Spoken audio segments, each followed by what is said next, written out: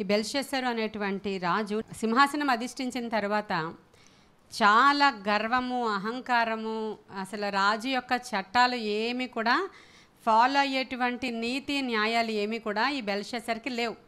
ఒక మాటలో నేను ఎలా చెప్పగలిగాను అని అంటే, మద్యము సేవించుట రాజులకు తగదు అనేటువంటి మాట. రాజుల యొక్క అంటే వాళ్ళకి కొన్ని చట్టాలు ఉంటాయి, కొన్ని న్యాయాలు ఉంటాయి, కొన్ని విధానాలు ఉంటాయి. వాడు తాగితే తాగుతాడు, కానీ బహిరంగంగా తాగకూడదు అన్నమాట అతను. అది కూడా ఆడవాళ్ళు మగవాళ్ళతో కలిసి తాగకూడదు. మనం చూస్తాము ఎస్తేరు సంస్థానంలో ఆ రాణిని రమ్మని పిలిస్తే ఆ విందుశాలకి రాణి రాదు, చూసారా? అందరూ మగవాళ్ళు విందు చేస్తూ ఉంటారు అక్కడ. ఇవేమీ లేకుండా వీడు తాగుతున్నాడు. ఇంకా సరిపోదు ఎంటర్టైన్మెంట్ అని చెప్పి ఏం చేశాడు, 1000 మంది అధిపతులను పిలిపించాడు ఆ ఫంక్షన్కి. ఊరికినే కిట్టి పార్టీ చేసుకుంటున్నాడు ఆయన. అక్కడ ఏ విధమైనటువంటి అకేషన్ లేదు. ఒక విందు చేసుకోవాలని ఆయనకు తలంపు వచ్చింది. ఖాళీగా ఉన్నాడు, ఏం చేయాలి తోచట్లేదు. కాబట్టి ఒక విందు చేసుకుందామని చెప్పి ఒక విందు ఏర్పాటు చేసుకున్నాడు. అధిపతులు అందరూ వచ్చారు, రాణులు వచ్చారు, ఉపపత్నులను కూడా పిలిచాడు. మొత్తం అందరూ కలిసి విందు చేసుకుంటూ ఉంటే ఇంకా ఆలోచన వచ్చింది ఏమనంటే బెల్షస్సర్కి, ఏం కిక్ ఇవ్వడం లేదు, ఇలా ఏమీ బాగోలేదు. కాబట్టి ఏం చేస్తారంటే మీరు అందరూ వెళ్ళి మన దేవతా బొమ్మల విగ్రహాలు ఇక్కడ అన్నీ ఉన్నాయి కదా, కర్రతో, వెండితో, బంగారంతో, ఇత్తడితో, రాగితో చేసినటువంటి ఆ దేవతా ప్రతిమలను పెట్టుకున్నారు వాళ్ళు అక్కడ. వీటన్నిటి ముందర మనం వాటిని ఘనపరచాలి అని అంటే ఖచ్చితంగా నా తండ్రి అయినటువంటి నెబుకద్నెజరు యెరూషలేము దేవాలయంలో నుంచి వాళ్ళ దేవుడికి ఆరాధన చేయడానికి ఉపయోగించేటువంటి వస్తు సామగ్రి ఉంటాయి కదా, వెండి, బంగారము, ఇత్తడి, వాటితో చేసినటువంటి ఉపకరణాలన్నీ వీళ్ళు అర్జెంటుగా పట్టరండి అని చెప్పాడు ఆయన. అంటే వీళ్ళ పాత్రలో వీళ్ళు తాగుతూ ఉంటే వీళ్ళకి ఏమీ ఎంటర్టైన్మెంట్ అనిపించట్లేదంట. మన దేవుడిని ఇంకా నీచమైనటువంటి దేవుడిగా చూడాలనేది వాడి గర్వం యొక్క లెవెల్స్ అలా ఉందన్నమాట అతనికి. కాబట్టి ఏం చేస్తానంటే నేను ఈ వీటిల్లో తాగను. నేను వెళ్ళి ఆ దేవాలయంలో నుంచి కొల్లగొట్టుకుని తీసుకొచ్చాడు కదా మా యొక్క తండ్రి, అవి బొక్కసంలో ఉన్నాయి, వాటిని పట్టుకుని రండి అర్జెంటుగా అని ఆర్డర్ ఇచ్చాడు. వెళ్ళి దేవుని మందిరంలో ద్రాక్షరసము అందించే గిన్నెలు, దేవుని మందిరంలో ఉన్నటువంటి దేవునికి ధూపం వేసేటువంటి గిన్నెలు, దేవుని మందిరంలో ఉన్నటువంటి వెండి, బంగారు ఎవ్వరు కూడా కనివిని ఎరగలేనంత సంపద సొలొమోను మందిరంలో ఉంది కదా, అవన్నీ నెబుకద్నెజరు అక్కడ జయించి తీసుకుని వచ్చిన సంగతి మన అందరికీ తెలిసిందే. అవి ఇంకా ఉపకరణాలు వీళ్ళ దగ్గరే ఉన్నాయి. అవన్నీ పట్టుకొని రమ్మని బెల్షస్సరు ఆజ్ఞ ఇచ్చాడు. వెంటనే అవన్నీ తీసుకొని రాగానే వీళ్ళు ఏం చేస్తున్నారంటే ఆ ద్రాక్షరసాన్ని మన దేవుని ఆలయములో ఉపయోగించేటువంటి ఉపకరణాలలో వాడు ద్రాక్షరసం పోసుకొని వాళ్ళ దేవతలను స్తుతిస్తూ, వాళ్ళ దేవతలను ప్రైజ్ చేస్తూ, మన దేవుణ్ణి డిగ్రేడ్ చేస్తూ వాడు తాగుతూ చాలా వికారమైన వికృత ఆనందాన్ని పొందుతున్నటువంటి సమయం అది. అటువంటి సమయంలో తాగుతున్నారు, చాలా ఆనందిస్తున్నారు, చాలా ఆర్భాటంగా ఉంది ఫంక్షన్ అంతా, చాలా నవ్వుతున్నారు. వెటకారం ఎలా ఉంటుంది, అపహాస్యకులు కూర్చుండే ప్లేస్ ఎలా ఉంటుంది, మరి దేవుడు ఎరుగని ప్రజలు ఉన్నటువంటి ఫంక్షన్స్ ఎలా ఉంటాయి. ఈ రోజుల్లో క్రైస్తవ ఫంక్షన్స్ కూడా ఇలాగే అయిపోతూ ఉన్నాయి. అంటే అన్యజనులు ఎలా ఫాలో అవుతున్నారో మనము అదే ట్రెండ్ ఫాలో అయిపోవాలి. అందరూ కలిసి డాన్సులు వేయాలి, అవునా? నేను చూడట్లేదు అక్కడ మీరు అందరూ కలిసి ఫంక్షన్స్ చేసుకోవాలి. ఒక్కరోజు సరిపోదు, ఒక 7 రోజులు వేడుక, ఒకరోజు ఇది, ఒకరోజు అది, ఒకరోజు ఇది, ఒకరోజు ఇది. దాంతో మనం చాలా జాయ్ ఉండాలి ఒక పెళ్ళంటే. ఇలాంటి ఒక ఫంక్షన్ ఆయన చేసుకుంటున్నాడు అక్కడ. చేసుకుంటూ ఇది సరిపోవట్లేదు, ఈ ఎంటర్టైన్మెంట్ సరిపోవట్లేదని మన దేవుని మందిరంలో ఉపకరణాలు తెచ్చి మన దేవుణ్ణి తూలనాడుతూ వాళ్ళ దేవతా విగ్రహాలని పొగుడుతూ అతను ఫంక్షన్ చేస్తూ ఉంటే ఒక మానవ హస్తము వంటి ఒక హస్తము వ్రేలు వచ్చి అతడు ఎదురుగా ఉన్నటువంటి గోడ మీద ఏమో ఇలా ఇలా ఇలా రాసి వెళ్ళిపోయిందంట. అది చూడగానే ఫస్ట్ కొంచెం వణుకొచ్చింది. అది ఇతను ఒక్కడికే కనబడుతుంది. అది ఆ రాజు చూడంగానే ఆ యొక్క వెలుతురు, దీపం యొక్క వెలుతురులో ఆ మానవ హస్తము వంటి ఒక వ్రేలు వచ్చి ఏదో గోడ మీద వ్రాసి వెళ్ళిపోయినటువంటి సందర్భాన్ని ఇక్కడ మనం చూద్దామా ఆ విషయాన్ని దీంట్లో.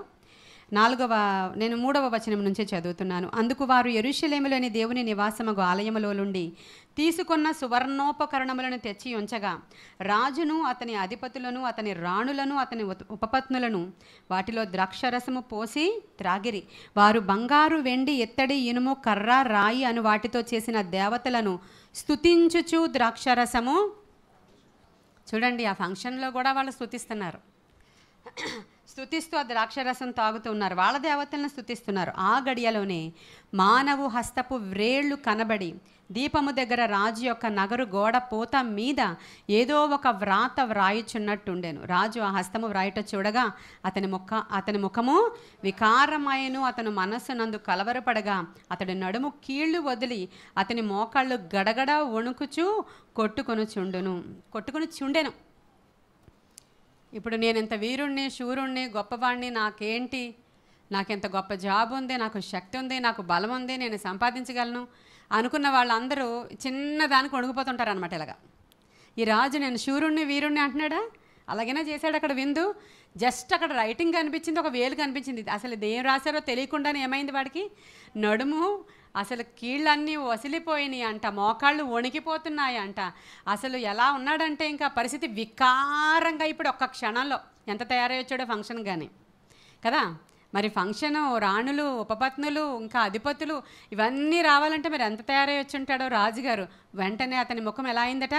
వికారంగా అయిపోయిందంట. చాలా వణికిపోతున్నాడంట, చాలా భయపడిపోతున్నాడు. అందరినీ పిలుస్తున్నాడు, శకున గాండ్రను, జ్యోతిష్యులను, అసలు ఇంకా అందరినీ పిలుస్తున్నాడు. రండి, అక్కడ ఏదో రాయబడి ఉంది, అది చదివి నాకు చెప్పండి. ఎవ్వడు కూడా అది చదివి చెప్పడానికి అసలు జ్ఞానము లేనివారు అక్కడ. ఎందుకంటే అది ఏమి రాశారో, ఏ భాషలో రాశారో, అది కల్దీయుల భాష కాదు, మాదీయుల భాష కాదు, ఎవరి భాష కాదు, అది ఏ భాషలో ఉందో కూడా మాకు అర్థం కాలేదు. మా వల్ల కాదు అన్నప్పుడు ఇంకా ఎక్కువ వణికిపోతూ ఉంటే వాళ్ళ తల్లి వచ్చింది అక్కడికి. రాణి అని రాయబడి ఉంటుంది. రాణి అంటే అతని భార్య కాదు, తల్లి వచ్చి ఏమని చెప్తుందంటే, నువ్వేం భయపడకు, ఎటువంటి దర్శనాలైనా, ఎటువంటి మర్మాలైనా, ఎటువంటి వింత విడ్డూరాల విషయాలైనా, అసలు ఈ లోకానికి, ఈ మనుషులకి, జ్ఞానానికి అందని విషయాలైనా చెప్పగల సమర్థుడైనటువంటి ఒకడు ఉన్నాడు. హల్లెలూయా. ఆయన నీ తండ్రి కాలము నుంచి ఉన్నాడు. నీ తండ్రి నెబుకద్నెజర్ని హెచ్చరించాడు కదా, ఆయనే దానియేలు. హల్లెలూయా. ఆయన్ని పిలవనంపించు. ఆయన యొక్క డిజిగ్నేషన్స్ చూసారా మీరు? ఎలాంటిదైనా సరే డీల్ చేయగల సమర్థత కలిగిన వాడంట ఆయన. హల్లెలూయా. చూడండి, 11వ వచనం చదువుతాను. నీ రాజ్యములో ఒక మనుష్యుడున్నాడు, అతడు పరిశుద్ధ దేవతల ఆత్మ గలవాడు. నీ తండ్రి కాలములో అతడు దైవ జ్ఞానము వంటి జ్ఞానమును, ఎలాంటి జ్ఞానం అంటండి? దైవ జ్ఞానము వంటి జ్ఞానమును, బుద్ధియు తెలివియు గలవాడై ఉండుట నీ తండ్రి కనుగొనెను గనుక నీ తండ్రి అయిన రాజగు నెబుకద్నెజరు శకును గాండ్రకును, గారడి విద్య గలవారికిని, కల్దీయులకును, జోషులకును పై అధిపతిగా అతనిని నియమించాను. ఈ దానియేలు శ్రేష్టమైన బుద్ధి గలవాడై కలలు తెలియజేయుటకును, మర్మములు బయలుపరచుటకును, కఠినమైన ప్రశ్నలకు ఉత్తరమిచ్చుటకును జ్ఞానమును తెలివియు గలవాడుగా కనబడెను గనుక ఆ రాజు అతనికి బెల్తెషాజరు అని పేరు పెట్టెను. ఈ దానియేలును పిలవనంపము, అతడు దీని భావమును నీకు తెలియజెప్పును. హల్లెలూయా. ఈ మాటలు ఇంటికి వెళ్ళిన తర్వాత యవ్వనస్తులైన పిల్లలందరూ, నా మాట వినండి దయచేసి, యవ్వనస్తులైన పిల్లలందరూ కూడా, చదువుకుంటున్న పిల్లలు, ఇంకా ఒక 35 ఇయర్స్ ఏజ్లో ఉన్న వాళ్ళందరూ కూడా చదువుకుంటూ ఉద్యోగం కోసం ఎదురు చూస్తున్న వాళ్ళు, చిన్న చిన్న ఉద్యోగాలు చేస్తున్న వాళ్ళు, ఇంకా మంచి భవిష్యత్తు కోసం చూస్తున్న వాళ్ళు, దాని మీద వేలు పెట్టి మీరు చదవండి. అవి దేవుని యొక్క జ్ఞానానికి సంబంధించిన విషయాలు. ఎందుకు ఇంత జ్ఞానం ఒక దానియేలుకి వచ్చింది?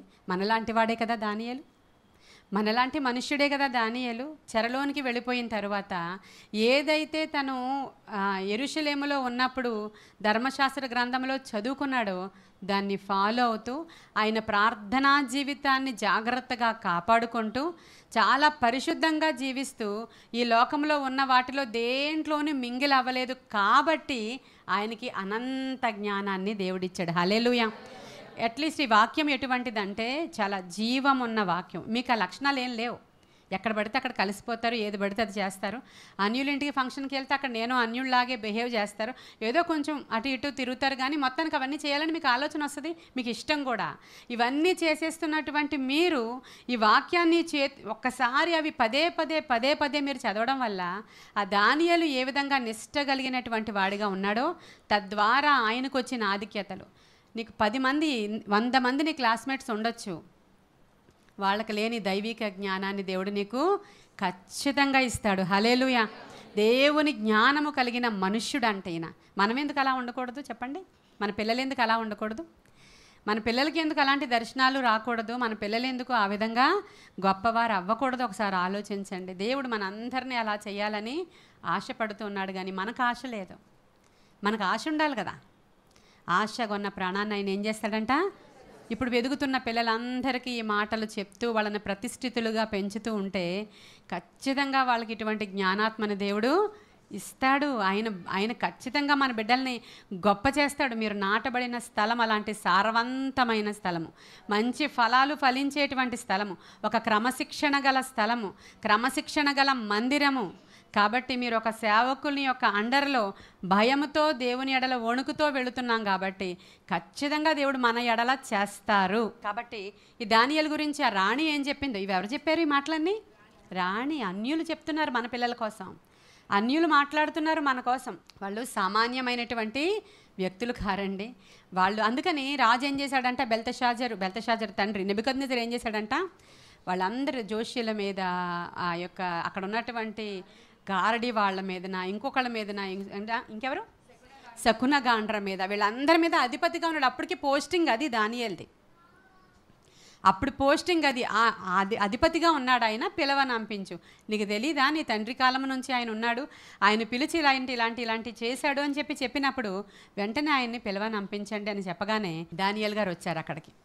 వచ్చినప్పుడు నీవు ఒకవేళ ఈ భావాన్ని చెప్పడానికి అర్హత నీవు సంపాదించుకుంటే నీకు ఊదా రంగు వస్త్రాలు ధరింపజేస్తాం, సువర్ణ కంఠభూషణాన్ని మెడలో పెడతాం, 3వ అధిపతిగా నీవు ఏలుతావని చెప్పినప్పుడు దావీదు ఏమన్నాడు? ఆ మాట నేను చదవకుండా ఉండలేను. ఏమన్నాడో చదవండి ఎవరైనా గట్టిగా, అందరూ చదవండి.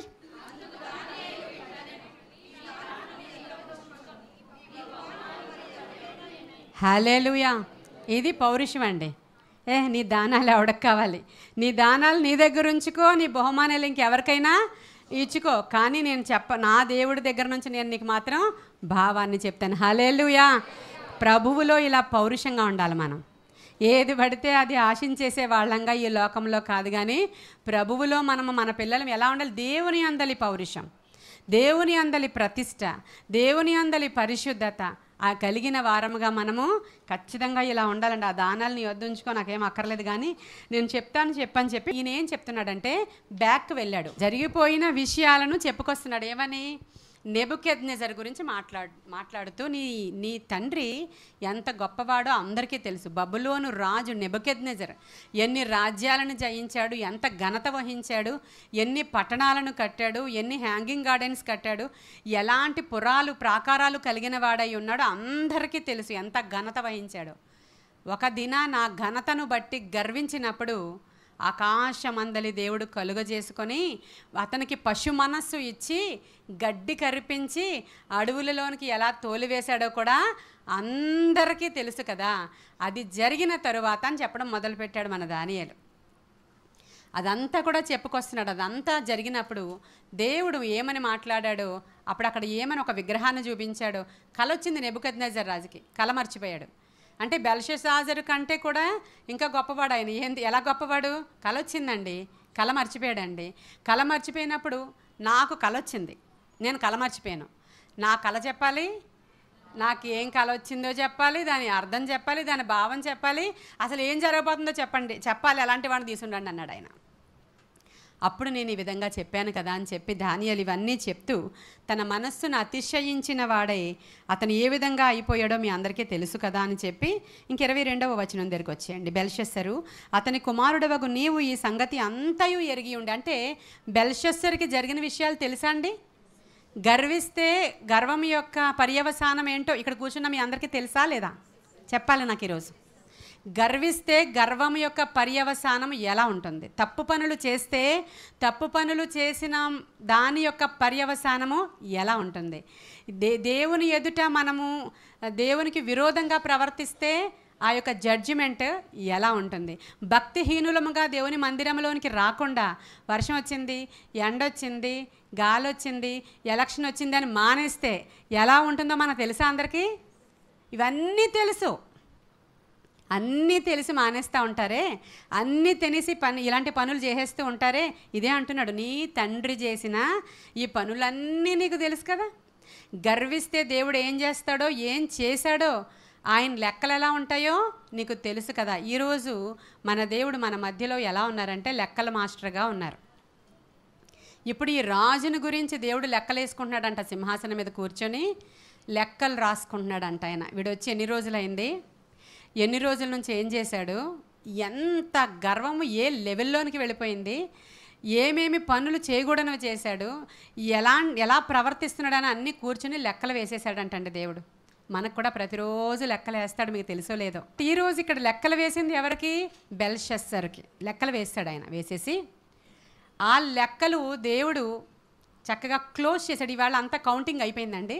అంతా అయిపోయిన తర్వాత లెక్కలు వేసేసి ఈరోజు దేవుడు నీ రాజ్యం యొక్క లెక్కలు చేసి ముగించేశాడు అని చెప్పాడు. ఈయన చెప్పినప్పుడు అక్కడ రాయబడింది అదే. ఏమని రాశాడంటే మెనే టెకల్ ఫార్సిన్ అనే పదాన్ని రాశాడు. దాని అర్థం ఏంటంటే మెనే టేకిల్ ఓ ఫార్సిన్ అంటే మెనే అంటే నీ రాజ్యము విషయములో దేవుడు లెక్క చూసి ముగించాడు అని అర్థం. అది నీ రాజ్యాన్ని దేవుడు లెక్క చూసి ముగించేశాడు. దేవుడు నేను ఇలా త్రాసులో తూయగా నీవు తేలిపోయావు అని చెప్పాడు. చెప్పినప్పుడు ఇంక అసలు ఇందాకే వణుకుపోతున్నాడు. అసలు ఆ రాత చూసే వణుకుపోయి అన్నీ జారిపోయినాయి, కీళ్ళన్నీ జారిపోయినాయి అంట కిందకి. ఎంత గొప్ప రాజో చూడండి. మరి మళ్ళీ దేవుడితో పెట్టుకుంటూ ఉంటారు. ఊరంత భయం, మళ్ళీ అన్నీ చేయాల్సినవి చేసేస్తూ ఉంటారు. దేవుడు ఒక దెబ్బ కొడితే మళ్ళీ తట్టుకునే ధైర్యం లేదు, ఒక్క వార్నింగ్ వస్తే తట్టుకునే శక్తి కూడా మనకు లేదు. కానీ భయపడకుండా పాపాలు, శాపాలు, దేవునికి విరోధమైన క్రియలు, నాకు దేవుడు ఏం చేస్తాడులే, నేను చాలా మంచోడిని అనుకునేటువంటి అదొక రకమైన సాతాను నైజము, ఇలాంటివన్నీ చేసుకుని వెళ్ళిపోతుంటారు. మొత్తానికి నీ రాజ్యము విషయంలో దేవుడు లెక్క చూసి ముగించేశాడయ్యా. ఇక్కడి నుంచి రాజ్యము నీ వశములో ఉండదు, మాదీయులు వచ్చి నీ యొక్క రాజ్యాన్ని ఆక్యుపై చేస్తారు. ఆల్రెడీ బయటంతా మోహరించి ఉన్నారు వాళ్ళు. ఆల్రెడీ చుట్టుపక్కలంతా దండెత్తి నీ మీదకు వచ్చి ఉన్నారు. నీ లెక్కలు ఇంకా క్లోజ్ అయిపోయినాయి. ఇదే దేవుడు నీకు చెప్పాలనుకున్నది అని చెప్పగానే ఆ రాత్రే వాడు చనిపోయాడండి. ఆ రాత్రే ఆ బెల్షస్సరు చనిపోయాడు.